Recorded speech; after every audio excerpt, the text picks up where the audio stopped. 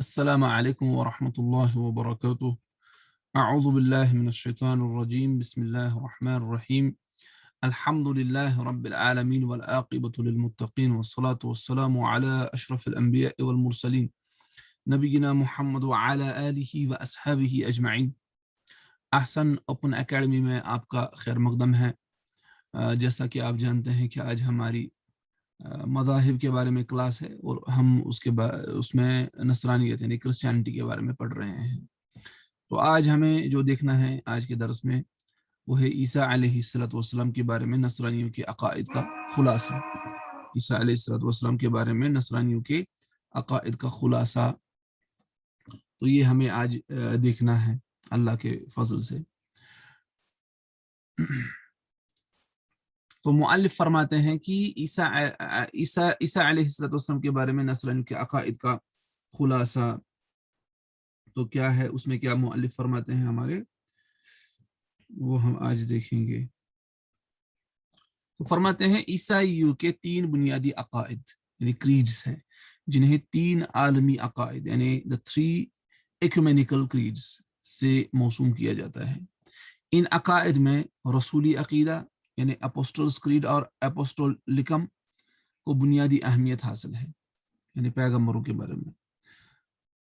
Encyclopedia بریٹنیکا کے مطابق ہم کہہ سکتے ہیں کہ رسولی عقیدے کی صورت میں ہمارے پاس حضرت عیسیٰ علیہ السلام کے بارے میں کلیسا کے ابتدائی دور کے نظریات کا ایک مناسب خلاصہ موجود ہے۔ تو جو پہلا ہے اپوسٹلز کریڈ، تو اس بارے میں یہ انسائکلوپیڈیا بریٹنیکا میں لکھا ہے کہ عیسیٰ علیہ السلام کے بارے میں جو کلیسا کے ابتدائی دور کے نظریات وہ ان کا خلاصہ موجود ہے ہمارے پاس۔ عیسائیت کے نظام عقائد میں رسولی عقیدے کے بعد 2 اور عقیدوں کو جو رسولی عقیدے کی مزید وضاحت اور اس پر کچھ اضافے کرتے ہیں بنیادی اہمیت حاصل ہے۔ یعنی ایک تو ہو گیا رسولی عقیدہ، اور دوسرے ہے 2 اور عقیدے جن کو اس کے بعد بہت ہی جو اس کی وضاحت بھی کرتے ہیں اور اضافے کرتے ہیں، اس کی اہمیت حاصل ہے۔ انہیں عقیدہ نیکیا یعنی نائسین کریڈ یا نائسینو کونسٹینٹینوپولیٹن کریڈ اور ایتھناسیس یا ایتھناسیس کا عقیدہ ایتھنیسین کریڈ کہا جاتا ہے۔ تو ایک تو ہو گیا رسولی عقیدہ، اور دوسری جو اس کے علاوہ 2 ہے وہ ہے کیا، ایک ہے نائسین کریڈ یا جس کو بولتے ہیں نائسینو کونسٹینٹینوپولیٹن کریڈ یا ایتھناسیس یا ایتھنیزین کریڈ کہا جاتا ہے۔ ٹھیک ہے، تو یہ 2 ہے۔ انسائکلوپیڈیا بریٹنیکا میں ہے کہ عقائد میں خصوصی اہمیت اس عقیدے کی ہے جسے نیکیا کی پہلی کلیسا کونسل جو 325 میں منعقد ہوئی تھی نے آریوسی نظریات کے دفاع میں وضع کیا ہے، جو ہم نے پچھلی بار پڑھا نا، نیسین کونسل جو وجود میں آ گئی تھی، تو اس کو خصوصی اہمیت حاصل ہے۔ عیسائیت کا تیسرا بنیادی عقیدہ اثناسی عقیدہ یعنی ایتھنیسیس کا عقیدہ کہلاتا ہے، اور اسے بالخصوص مشرقی کلیسا میں بڑی اہمیت حاصل ہے۔ اس کا خلاصہ انسائکلوپیڈیا بریٹنیکا کے الفاظ میں یہ ہے کہ ایتھناسیس کا عقیدہ 40 اجزاء پر مشتمل نظریہ تثلیث اور نظریہ تجسیم کا لب لباب ہے۔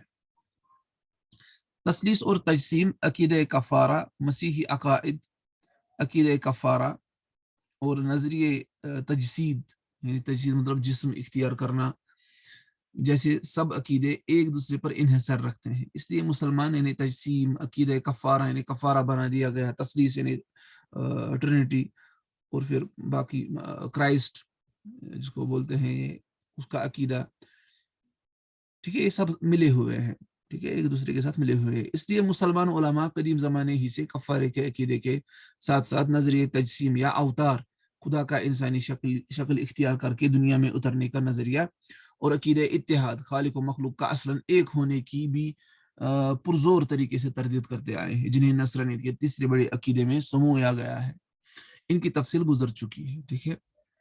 تو اسی لیے جو وحدت الوجود ہے، حلول ہے، یا اسی طرح تجسیم یا اوتار جس کو بولتے ہیں جیسے ہندو مذہب میں بھی ہے، تو اس کو بالکل پہلے سے ہی علماء نے اس پر رد کیا ہے۔ یہاں ہم اس بات کی وضاحت کرنا چاہتے ہیں کہ جہاں یہ عقائد حضرت مسیح کے پیش کردہ اصل مسیحیت کو پیش نہیں کرتے، وہاں وہ نام بھی گمراہ کن ہے جن سے عقائد موسوم ہے۔ ٹھیک ہے، تو ایک تو یہ وہ ان تعلیمات کے ساتھ بالکل یہ نہیں رکھتے، موافقت نہیں رکھتے جو عیسیٰ علیہ السلام نے پیش کی، اور دوسرا یہ بالکل جو یہ عقائد ہے ان کے نام بھی جو ہے وہ گمراہ کن عقائد سے موسوم ہے۔ ٹھیک ہے، اس کے بعد ہمیں ہے نصرانیت کے اہم مصادر۔ نصرانیت کے اہم مصادر کیا ہے؟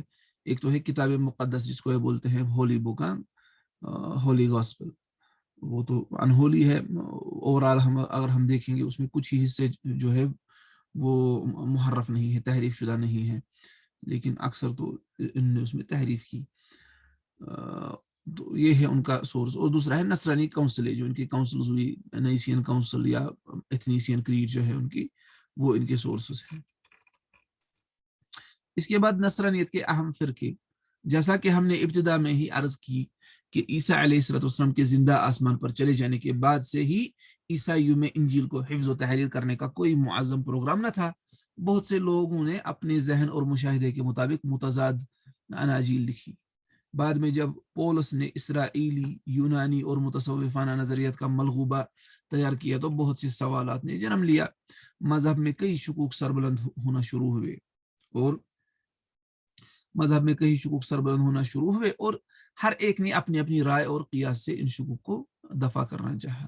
کوئی عیسیٰ علیہ السلام کو ازلی کہتا تو کوئی تخلیق شدہ، کوئی یونانی فلسفے کے لوگوس کلمے کے معمے کو حل کرنے کی کوشش کرتا، تو کوئی عیسیٰ علیہ السلام کی بیک وقت موجود انسانی اور خدائی صفات کو حذف سوالات بنانے لگتا۔ ٹھیک ہے، جو لوگوس ہے نا وہ کلام، پھر کہتے ہیں نا اس کو، جس کو ہم بولتے ہیں doctrine of eternity of logos, کہتے ہیں کہ کلام ہمیشہ سے ہے۔ تو انہوں نے بھی اصل میں عیسائیوں کا مسئلہ نہیں تھا، یہ ان نے فلسفے گریک فلسفی جو ہے اس سے لیا تھا۔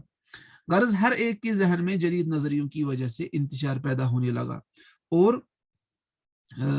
دوسرا فریق اسے بدعتی محسوس ہوتا، اور پھر ہر فرد اپنی وسعت کے مطابق رد کرنے کی کوشش کرتا، یہاں تک کہ فلسفہ اور دیگر باطنی مذاہب سے بھی مدد لینے میں دریغ نہیں کرتا، یعنی بالکل احتیاط نہیں کرتا تھا، بالکل وہ باقی باطنی مذاہب کو بھی اپنی دفاع میں استعمال کرتا تھا۔ بتدریج یہ مخلص کوششیں علمی مناظروں کی شکل اختیار کرنے لگی، اور تیسری اور چوتھی صدی عیسوی میں ان نقطوں پر کئی افراد قتل اور دیگر کئی جلائے وطن کیے گئے۔ چوتھی صدی کی ابتدا سے ہی یہ کوشش کی گئی کہ کوئی ایسا عقیدہ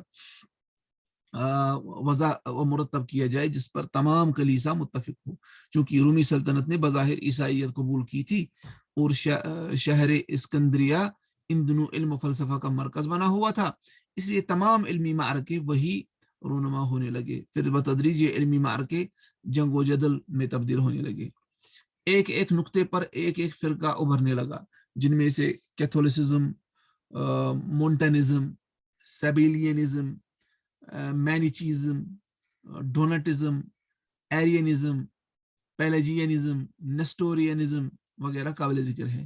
یہ تمام فرقے ایک دوسرے کی تکفیر اور تنقید کرنے لگے، اور نتیجتاً روم میں فتنہ و فساد برپا ہونے لگا۔ جس طرح نصرانیوں نے عیسیٰ علیہ السلام پر آسمان سے نازل شدہ شریعت کو تبدیل و تحریف کر کے اس کی دھجیاں اڑائی، اسی طرح انہوں نے اسے تبدیل و تحریف میں مختلف نظریات کا حامل ہونے کی وجہ سے ملت عیسیٰ کو ہزاروں ٹکڑوں میں بانٹ دیا۔ جیسے ان نے آسمانی شریعت کو تبدیل کیا تھا، اسی طرح سے عیسیٰ علیہ السلام کی جو امتی تھے وہ بھی پھر بٹ گئے الگ الگ ٹکڑوں میں۔ فرقوں کی جتنی تعداد کا حامل یہ مذہب ہے کوئی اور نہیں ہے، کیونکہ وہ لوگ تحریف دین سماوی کے بعد مختلف ذہنی آراء و افکار کا شکار ہوئے، اور روز بروز نئے فرقے وجود میں آئے۔ تو سب سے پھر یہود سے بھی زیادہ انہی کے فرقے ہیں۔ ٹھیک ہے،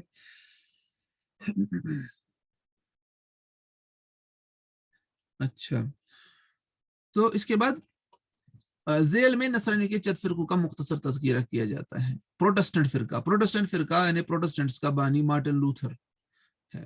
مارٹن لوتھر نے اپنی زندگی میں مغفرت ناموں کے خلاف آواز اٹھائی، جو مغفرت نامے بانٹتے تھے تو اس نے آواز اٹھائی۔ اس پر مارٹن لوتھر پہ ایک کتاب بھی ہے، غالباً روٹلیج والوں نے وہ چھاپی ہے، اس میں وہ بڑی یعنی وہ اصلی مسلمانوں کے خلاف کھڑا ہوا تھا، یعنی وہ کہہ رہا وہ دیکھ رہا تھا کہ بہت سارے کرسچنز جو ہے وہ اب اسلام کی طرف جا رہے ہیں، پھر وہ اپنے ان کرسچنز کو ابھارنے کے لیے ٹرکس وہ کہتا ہے، ٹھیک ہے، ترک ان کی تعریف کرتا ہے کہ اگر کوئی ان کے ساتھ 3 دن رہتا ہے تو وہ مسلمان بن جاتا ہے، تم میں ایسی کوالٹیز کیوں نہیں ہے، تو وہ تعریف کرتا ہے ان کی۔ تو پھر یہ تو ہو گیا مارٹن لوتھر، تو اس نے مغفرت ناموں کے خلاف یعنی ایک آواز اٹھائی، یہ ریفارمر تھا۔ پھر پولس کے غیر معمولی اختیارات کی مخالفت کی، یعنی پول جو تھا اس کے اختیارات کے بارے میں اس پر بھی مخالفت کی۔ پھر بپتسمہ اور اشعۂ ربانی کے سوا تمام رسوم کو من گڑت قرار دیا، یعنی بیپٹزم اور جو لاسٹ سپر ہے، تو اس کے علاوہ باقی جو رسومات ہے ان کو کیا من گڑت قرار دیا گیا۔ جب یہ آواز دنیا کے مختلف کونوں میں پھیل گئی تو یہ فرقہ کیتھولک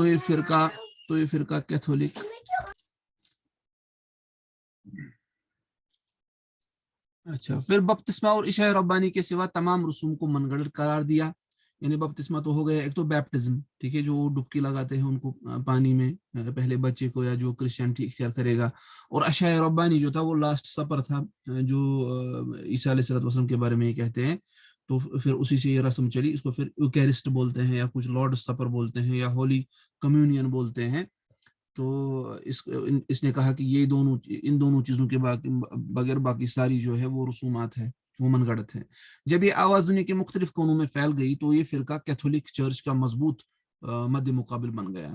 یہ لوگ جرمن، برطانیہ، یورپ اور شمالی امریکہ میں پائے جاتے ہیں، ٹھیک ہے، یہ تو ہو گیا پہلا پروٹسٹنٹ فرقہ۔ اس کے بعد دوسرا فرقہ جو ہے وہ ہے کیتھولک فرقہ۔ یہ فرقہ کیتھولک فرقہ یعنی کیتھولک چرچ یا کیتھولکس کے نام سے جانا جاتا ہے۔ یہ لوگ روم میں بابا کے پیروکار ہیں، یعنی پوپ۔ خون اور گلا گونٹا ہوا جانور حلال سمجھتے ہیں، ٹھیک ہے۔ فاتح خان نامی پادری کو تمام کیتھولکوں کا امیر مانتے ہیں۔ طلاق ہر حال میں حرام قرار دیتے ہیں۔ روح القدس کو باپ اور بیٹے دونوں سے مشتق مانتے ہیں، ٹھیک ہے، روح القدس باپ اور بیٹے سے بنا ہوا ہے، مشتق ہے، اس سے نکلا ہوا ہے۔ یہ لوگ مغربی یورپ اور جنوبی امریکہ میں پائے جاتے ہیں۔ ان کے کلیسا کو مغربی کلیسا کہتے ہیں، ٹھیک ہے۔ تو یہ ہو گیا، یعنی یہ بڑے دو فرقے ہیں نا، پروٹسٹنٹ اور کیتھولک فرقہ۔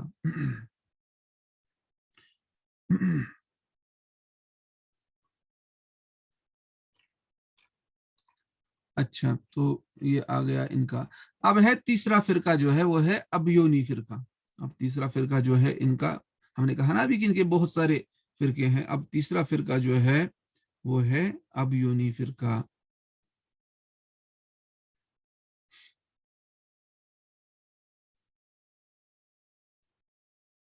یہ وہ فرقہ ہے جس نے پولس کے خطوط کو یکسر مسترد کر دیا اور انہیں دین کی اساس ماننے سے انکار کیا۔ جو سینٹ پال جس کو بولتے ہیں، اس کے خطوط جو تھے، تو ان نے ان کو کیا مسترد رد کیا اور ان کو دین کی اساس ماننے سے انکار کر دیا۔ ان کو بولتے ہیں ایبیونائٹس، ان کو بولتے ہیں کیا، ایبیونائٹس، ان کو بولتے ہیں جیوش کرسچن سیکٹ۔ پولس کی تبلیغ کے برعکس تورات کے عہد قدیم کی پیروی پر زور دیا۔ عیسیٰ کو خدا یا خدا کا بیٹا کہنے کے بجائے ایک انسان اور عظیم رسول قرار دیا۔ یہ لوگ بڑی حد تک عیسائیت کے امین تھے جو پولسی اثرات و تحریفات سے قبل موجود تھے۔ تو جو ایبیونائٹس ہے، ایبونی فرقہ، تو یہ ان کو بولتے ہیں جیوش کرسچنز، ٹھیک ہے۔ یہ ویجیٹیرینز ہوتے ہیں اور زہد اختیار کرنے والے ہیں اور اینیمل سیکریفائسز کو یہ نہیں مانتے۔ تو اور یہ بالکل پال کی جو ہٹ دھرمی تھی اس کو، یا اس کے جو خطوط تھے اس کا بالکل انکار کرتے تھے۔ پھر ہے اس کے بعد دویستی یا متخیلہ فرقہ۔ یہ وہ فرقہ ہے جنہوں نے من جملہ دوسرے نظریات کے عیسیٰ کے مصلوب ہونے کا بھی انکار کیا اور کہا کہ خدا نے معجزاتی طور پر انہیں صلیب سے بچا لیا اور ان کے بجائے غدار مخبر حواری یہودا یا صلیب بردار شمعون کرینی مصلوب ہوا۔ تو یہ اور ایک فرقہ ہے، ٹھیک ہے۔ انہوں نے بالکل جو ہے کروسیفکشن کا بھی انکار کر دیا. تو یہ بھی ایسے بھی فرقے پائے جاتے ہیں. اس سے یعنی ان نے دلائل کو دیکھا, ان نے کہا نہیں یہ صحیح دلائل نہیں ہے, پھر ان نے انکار کر دیا اس کا. ان نے کہا نہیں ہم یہ ماننے کے لیے تیار نہیں. اور یہ وہ کہتے ہیں یہ ان کا جو یہ ہے نا ان کے جو عقائد ہے اس بارے میں, تثلیث کے بارے کروسیفکشن کے بارے میں, وہ مسلمانوں کے عقائد کے ساتھ بالکل ملتے ہیں. عرفانی فرقہ, ان کے نظریات بہت ہی مختلف النوع ہے. البتہ دو چیزوں میں یہ پولوسیت ہی کی تائید کرتے ہیں, عقیدہ کفارہ و راہ نجات, اور صرف عہد نامہ جدید پر زور. تو یہ دو عقیدہ کفارہ جو ہے اللہ نے اپنی یعنی اکلوتے بیٹے کو پھر کفارہ بنا کے بھیجا, اور یہی سیلویشن ہے جو اس کو مانے گا کہ جیزس کو کروسیفائی کیا گیا. اور دوسرا یہ عہد نامہ جدید یعنی نیو ٹیسٹمنٹ پر زور دیتے ہیں. اب ہے جسٹن اور مرسیون. ان کی صورت میں پولسیت کو دو اہم حامی ملے ہیں. پھر دوسری صدی کے آخر میں ایرینیس اور ترتولین جیسے اور دو حامی ملے ہیں. ٹھیک ہے, یہ ہے جسٹن اور مرکین, یہ ان کے حامی ہے. جو سینٹ پال ہے اس کی ڈاکٹرن کو حامی ملے ہیں, اور پھر آگے جا کے ایرینیس اور ترتولین بھی ان کو ملے ہیں.